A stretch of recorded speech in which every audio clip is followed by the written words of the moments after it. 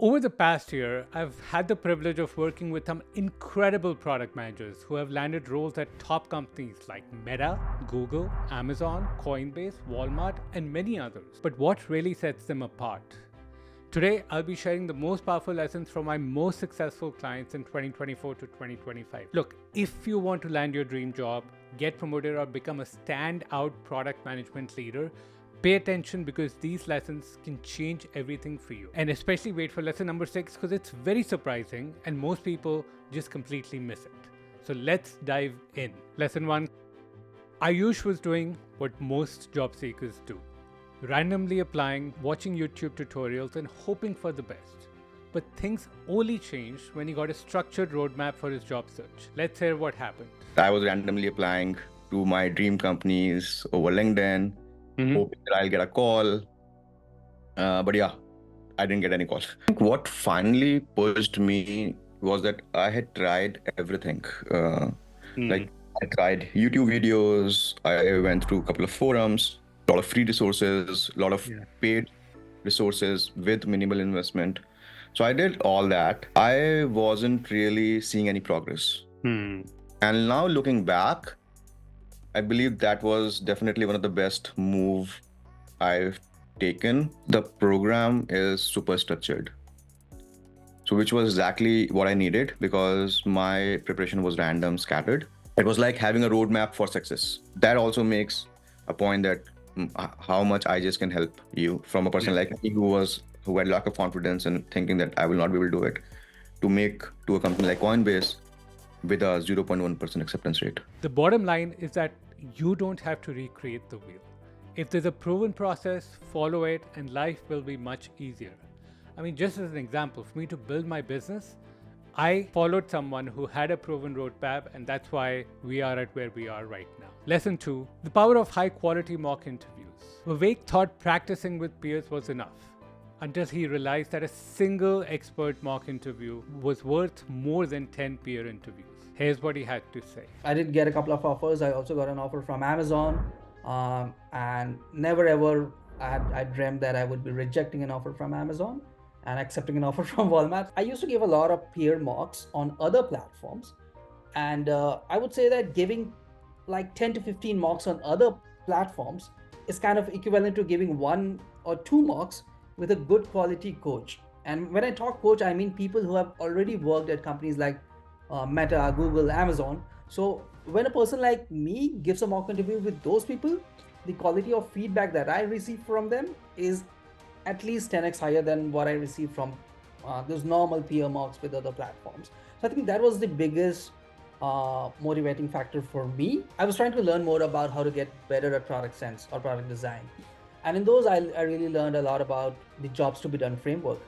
And this is a framework which not everybody knows and not everybody teaches you. And even if they know, they don't know how to apply it. Look, I know candidates are obsessed with practice, and that's great.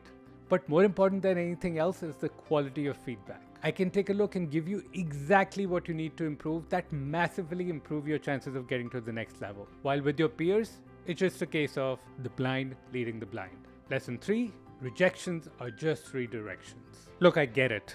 Rejection is tough. But Sweta made a mindset shift. She stopped seeing rejections as failures and started seeing them as redirections to something better. And that changed everything. So let's listen to her. Shweta, tell me more the story of landing this particular role at PayPal. Yeah, sure. So this one was an interesting one, Shobhit. I got a call from PayPal for one of the roles. It was a great role. And I interviewed with the hiring manager, had an amazing discussion. But the timing for that role didn't really work in my favor. So I didn't get the offer. But the discussion I really truly enjoyed. It was a very good, the kind of questions that they were asking, the hiring manager was asking, and the way that they were interacting, solidified my interest in the company. I didn't get that role, but still I stayed in touch with the HR. And then the recruiter shared another opportunity with me, which to my surprise were even more closely aligned with my background of payments and integration and new payment methods. So that was really good. But based on the performance that I had given in the first interview, I think really helped me, or having that discussion in the first interview helped me prep for this particular role. And here I again met with the hiring manager who was hiring for this particular role, and went through the loop rounds, met the team, had a great time talking and meeting with the team. So then, yes, I joined the accelerated checkout product here, and I'm Nice. working on merchant integration. So it's a great opportunity. I'm happy to be here. Very exciting, super exciting. Um, I want to just point out one thing, and the audience is both people who are considering intentional product manager, but also you current students. I'm looking at you.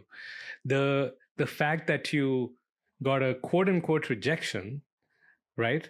And you were like, okay, well, the timing didn't work out, but you did well, and you stayed in touch with the recruiter, and you didn't treat it as a rejection. You treated it as like, cool, this is just another step in the journey.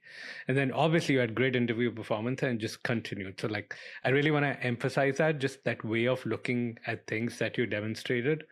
It was like, okay, obviously the next things around the corner. The person who I was speaking to earlier today, they got 2 Amazon offers, and they had applied to 50 jobs at Amazon, and they could have said, hey, I got 48 rejections, but at the end of it they got 2 offers, so whatever. So kudos to you on that, and congratulations. Thank you.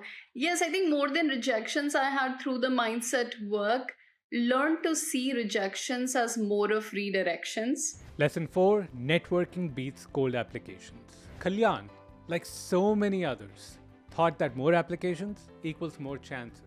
He sent out countless resumes, but 80% of the time, he got ghosted. What worked instead? Well, building relationships. Here's his story. I got an offer from Amazon on a L6 senior product manager role. That was a very good experience, but simultaneously I was interviewing for others also. With the IGS community, what happened was I got the help of the coaches and also the team, so that made it easy to manage these multiple interviews. I was applying to each and every product jobs on LinkedIn. Basically, I was very unprepared. I lacked strategy, didn't try to evolve with the new job market trends, and I was just going on applying that number will work and I will hit a job. That's what was happening before I was in IGS. 80% of the time I was not getting any calls. Referrals through the acquaintances and LinkedIn connections were not working at all. I was being ghosted. Even when I successfully completed an interview, which I felt I was very successful, that made me look for a career coach basically to help me in the next phase of my career. So I was exploring for coaches and platforms, and then I came across IJS. I literally went in that 3 months. I went to final round of 4 companies. Basically, I got one position which I'm working, but then I got 2 offers which I really wanted to work. Follow that and you will be successful. Lesson 5. Coaching reveals blind spots. Prakash had an impressive resume. Cisco, IBM, Apple, but even then he struggled at top-tier companies. His breakthrough, coaching that helped him uncover the blind spots in his interviewing strategy. In terms of getting interviews, I had names like Cisco, IBM, Apple on my resume. So I would get inbound requests. I didn't have to do a lot of outbound, but then the market was completely different. And I realized that especially when 2018, 2019, I went through kind of a Google loop. I went through a Meta loop, didn't make it. Even went to Amazon, I think, loop, didn't quite make it. So I knew that, okay, there was something missing in there. Trying to do it myself wouldn't really help, that I needed some level of, coaching. And I had seen the value of executive coaching as well. I'd gotten some coaching through my job. Mm-hmm. So I knew that, okay, the coaching does have value. And it'll help me identify blind spots that I might have. I may think my answer is good, but it's really not really good because what the other person is expecting is something else. So all of that taking into account, I realized, okay, having a structured program by someone who is trained and who has done this and who has helped other product managers through the process would be very useful. And that's what kind of led me to IJS. That's awesome. And I'm glad you especially you mentioned the blind spots thing, because that is just like, especially with more senior folks, that is so prevalent. It's like, you obviously are good, but there's just some blind spots there. Lesson 6. The right community changes everything. Job searching can feel lonely, but Victor discovered that having the right community not only motivated him, but also helped him land a role faster. Let's hear from him. Biggest struggles with the job search was the lack of community, not only behind me, around me, but with me through the job search. And I know a lot of people struggle with this part, right? So knowing this gap from my previous experiences was the reason I joined IGS. What were your biggest concerns or hesitations before joining us? This is the part that's going to sound a bit weird, but I had no hesitations about joining IGS. Why? Because of three things. First is I'm a research person. I did a lot of research. I dug in and I found some reasons that IGS cannot resonate with me. And then the second reason here was that I was looking for something not only to grow, but I was looking for something beyond the next job and the next role. Mastering behavioral interviews through stories. Many job seekers think behavioral interviews are easy. Ayush did too, until he realized that winging it was not an option. He learned that crafting just 5 or 6 core stories and practicing how to zoom in and zoom out to answer multiple questions was the real key. Instead of memorizing answers to over 50 questions, he built flexible, adaptable responses. This not only saved time but made his interviews much stronger. Listen to what he discovered. I was also preparing for behavioral, but honestly, I didn't even start preparing for behavioral. I thought because I have so much experience, just going to wing the behavioral questions. So I don't have to prepare. I was like, how hard they could be, right? I know. I was so wrong about it. So yeah, that was my average week look like but random. No, I know. When Sam Feldman watches this particular section, he would have a big smile. He would be like, yeah, I know behavioral. People underestimate it all the time. And Exactly, yeah. it's so much harder to actually do well in that. And second aha moment was again regarding the behavioral, which I thought I'm going to wing it. But when I start getting feedbacks, the main thing which I learned is the strategy to craft few stories, few core stories, and practice to zoom in, zoom out. Answer a wide range of behavioral questions. Yeah. Initially, my thought was, okay, maybe I have to prepare, either I don't have to prepare anything, or if I have to prepare, I have to write answers for all the 50 questions, right? Which could be must, right? But that aha moment was like, just prepare 5 stories, 6 stories, which are core stories end to end, and then figure out a way and learn this ability to zoom in, zoom out, which can answer multiple questions. So that was amazing. And I think now when I was leaving, there was also an amazing guide and a cheat sheet where you guys taught how to do it more effectively. So that was like, it saved me a lot of time coming up with new answers for every single question. And it made the preparation so much more manageable. I think this is really one of the secret sauces is like